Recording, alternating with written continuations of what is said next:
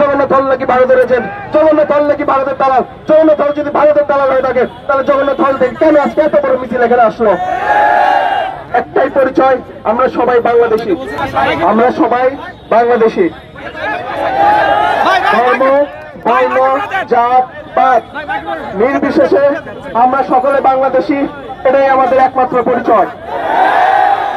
আমরা দেখেছি বিভিন্ন সময়ে বাংলাদেশে সনাতনীদের উপর বিভিন্ন ধরনের ষড়যন্ত্র করা হচ্ছে। শুধু সনাতনীরা, সকল বাংলাদেশের উপর বিভিন্ন ধরনের ষড়যন্ত্র করা হচ্ছে।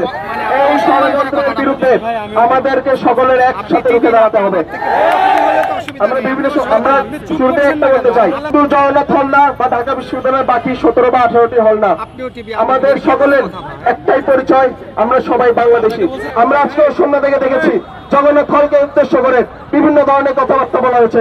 জগন্নাথ হল নাকি ভারতের এজেন্ট, জগন্নাথ হল নাকি ভারতের দালাল। জগন্নাথ হল যদি ভারতের দালাল হয়ে থাকে তাহলে জগন্নাথ হল থেকে কেন আজকে এত বড় মিছিল এখানে আসলো?